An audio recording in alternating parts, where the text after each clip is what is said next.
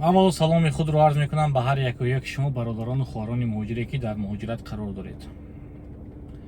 имрӯза навори мо дар бораи қонуни наве ки 23 июли 2024 қабул шуд ва дар бораи нависнавис бо воситаи шабакаҳои иҷтимоӣ ба кӯдакони ноболиғ бо забони русӣ шакар гӯем переписка с несовершеннолетними социальных сетях. ҳатман наворро то охир тамошо мекунем ва ба наздикону мо равон мекунем ки то ҳамин чиз бохабар бошанд. баъд дар ин навор ман ҳозир ҷавоб медиҳам ба саволҳои як хел одамои бесаводе ки ин чиз дурӯғ, ин чиз рост не, ин закон нест, ту ин чизҳои аз куҷо мегирӣ. ба ҳамин саволҳо ҳамаш мо ҳозир посух додам ба ҳаракат мекунем иншоалло. қонуни наве ки ба имзо расид аз тарафи Думаи Россия 23 июли 2024 чиро дар ӯҳда дорад? Якум дигаргунии шудагӣ. Якум дигаргунии шудагӣ 1 сол 360 рӯз мебошад, 12 моҳ. шумо бояд ки 90 рӯз дар ҳудуди Россия истед, 270 рӯзи дига 9 моҳ дар Тоҷикистону 3 моҳ дар Русия. мувофиқи қонуни кӯҳна шумо метавонистед ки 90 рӯз дар Россия истед, 90 рӯз дар Тоҷикистон.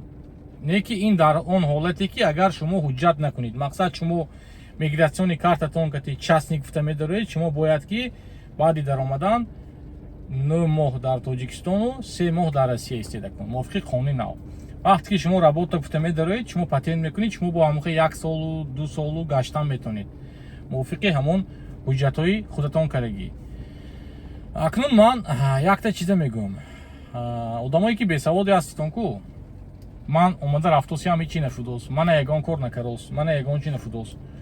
шумо якта чиза донтон ки вақте ки шумо дохили Россия мешидон, аз сарҳати Россия ба сарҳати аз сарҳати Тоҷикистон ба сарҳати Россия медароитон, ҳамон вақт шуморо ба базаи Цубудуик дохил мекунанд. Цубудуик ин центральная база данных иностранных граждан, маркази нигоҳдории маълумот дар бораи шаҳрвандои хориҷӣ.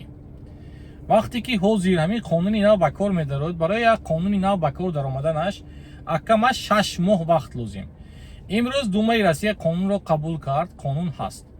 баъд палатава мерад, баъд ба имзои президент мерад, баъди имзои президента гирифтан ба МВД мерад, МВД ҳуҷҷату коғазу қаламаша тайёр мекунаду қонунро ҷорӣ мекунад. баъд ба қонун кор кардана сар мекунанд коргардони милитсия.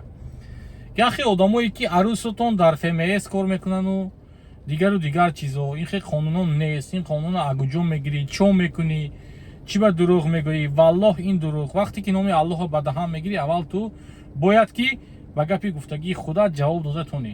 Не ки ту бародари ман ба гапи худат ҷавоб дода наметавонӣ. вақте ки ту номи Аллоҳро ба даҳан гирифтӣ, ман ҳамин барои худат ҳамин чиза гуфтанӣ ки ту даро ба Яндекс.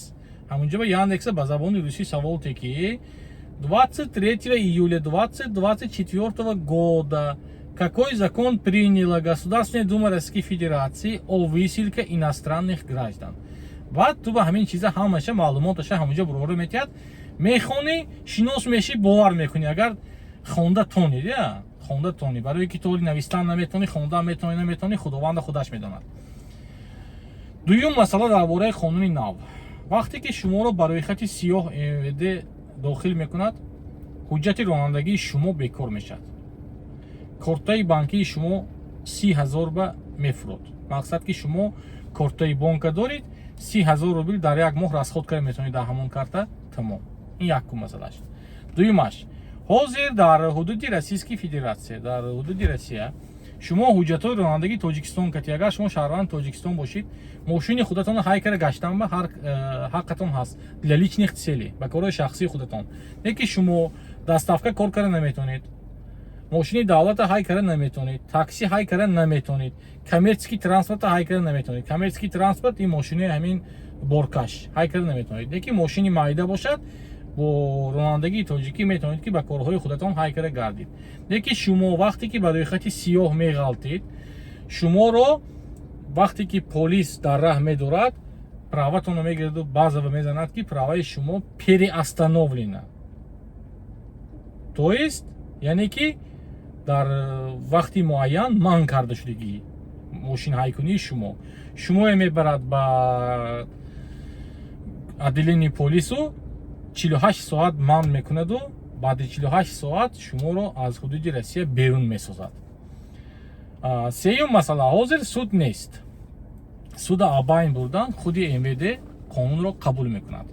шумо дар кор ҳамин Россия ба ё дар кор не, шумо чанд сол депорт кунад, чо кунад, ҳамаша МВД худаш қабул мекунад. баъд масъалаи дигараш, шумо пеш 3 соат полис бурда доштан ба ҳақ дошт мувофиқи қонунгузориҳои Россия дар полисгоҳ.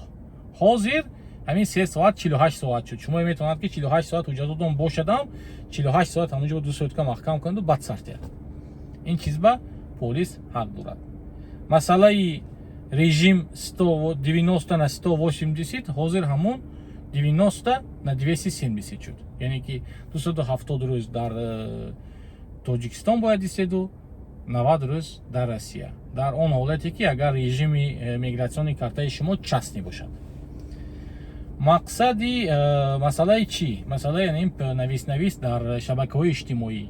вақте ки шумо бо воситаи Инстаграм, бо воситаи Телеграм, контакт, дигар чизҳо навис мекунед, шуморо метавонам ки ба статьяҳои 131, 132, 133, 134, 135 ба ҷавобгарии ҷиноятӣ кашанд. имрӯза фақат як моддаша мегирем, моддаи 132 банд А қисми 2, небахшиш қисми 4, 132 банди А қисми 4 чӣ гуфта шудааст? шахсоне ки бо воситаи интернет шумо навис мекунед, бо кӯдакони ноболиғе ки ба синни 16 расидагӣ нестанд, аз 12 сола то 16 сола, шуморо метавонам ки ба муҳлати аз 12 то 20 сол озодӣ маҳрум кунанд барои як чизи навистагии шумо. барои ҳамин эҳтиёт шавитон ва навису ҳамин чиҳое ки ба кӯдакон мекунитон, ба ягон кас мекунитон, худдорӣ кунитон ҳамин чизо. масъалаи навораи ман, агар навораи ман дурӯғ бошад, в России есть такая уголовная статья под номером 207 часть 2, яъне ки моддаи 207 қисми 2. одамое ки публично разглашают информации через социальные сети, мани ютубу, мани чизо ки шумо агар маълумоти бардурӯға агар ба мардум расонед, шуморо то 3 сол метавонанд ки бурда паси панҷара шинонанд. барои ҳамин як гапе ки ман ба шумо дар ҳамин навор дурӯғ гап мезанам, метавонанд ки мана ба муҳлати 3 сол бурда аз озодӣ маҳрум кунанд. ҳамаи ҳамин чиз ба қонуну моддаҳош аст. одамое ки даромада валлоҳ дурӯғ мегӯитон, камакак фикр кунитон ки барои як гапи дурӯғ як гала мушкилӣ ба сар омаданаш мумкин. шахсан ҳамин одамое ки даромада комментари ҳамин чизо менавистон, ҳамин чизо донитон ки ҳама хату чизи шумо ҳамаш дар интернет мемонад, ҳамаш контрол мешавад аз тарафи ФСБ-и рус. гоп ага сони гашта проблема кара ба худатон дарди сар накунитон. маълумотҳои бардурӯғе ки ман ба шумо мерасонам, даромада ҳамаша бо воситаи интернет хонитон, ба гапҳои мана тасдиқ мекардаги чиз ин қонунҳои қабулшудагию гапҳои шудагӣ. ман гапҳои нашудагию қонун нафтагия гуфта худама ба пеши шумо сиёҳ карам намехоҳам. барои ҳамин чиз бародаро, ҳаматон барори кор худованди меҳрубон ҳаматон нигаҳбон бошад. ҳатман наворо гирон ба ҳама паҳн кунед ки то ҳама ҳамин чиз бохабар бошад.